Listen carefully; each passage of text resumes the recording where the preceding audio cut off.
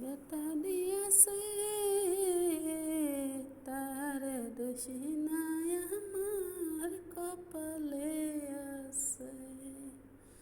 যেদিন আমার জন্মভূমি বিধি কাছে, সেদিন বুঝি সুখ ছিল না বিধির কাছে।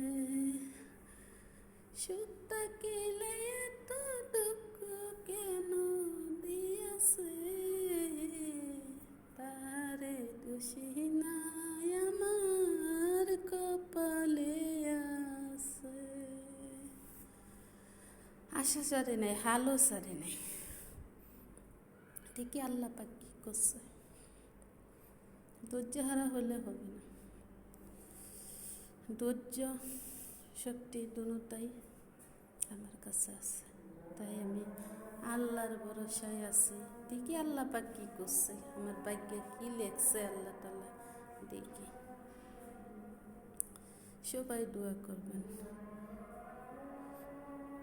সবাই দোয়া করেন, পাশে থাকেন। হয়তো আল্লাহ পাক একদিন, হয়তো আমার ইচ্ছা, মা বাবার স্বপ্নগুলো একদিন পূরণ হবে। আল্লাহ চাইলেই হবে, আল্লাহ পাক যদি না চায় তাহলে কোনো সময় সম্ভব না।